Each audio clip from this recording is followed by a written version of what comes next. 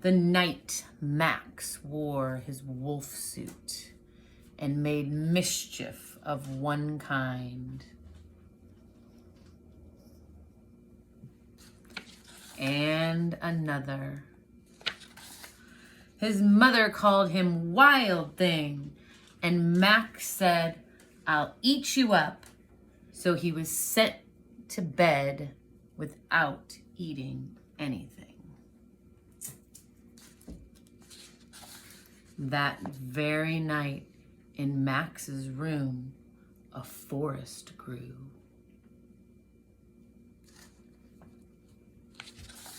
And grew.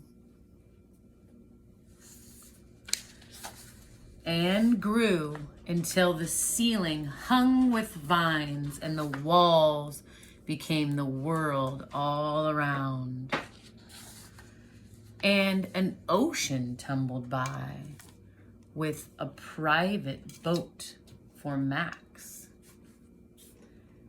And he sailed off through night and day.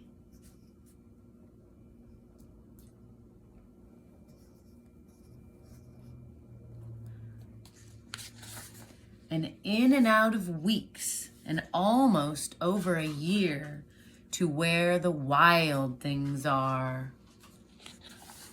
And when he came to the place where the wild things are, they roared their terrible roars and gnashed their terrible teeth and rolled their terrible eyes and showed their terrible claws.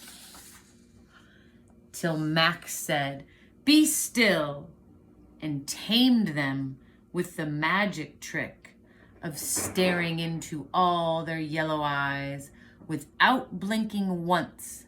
And they were frightened and called him the most wild thing of all. And they made him king of all wild things.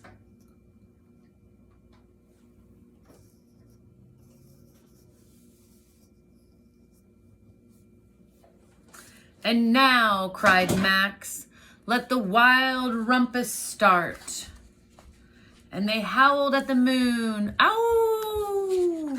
And they hung from the trees. And they put Max up on their shoulders and carried him around. "Now stop," Max said, and sent the wild things off to bed without their supper.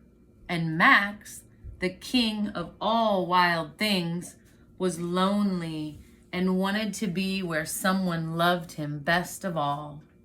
Then all around, from far away across the world, he smelled good things to eat.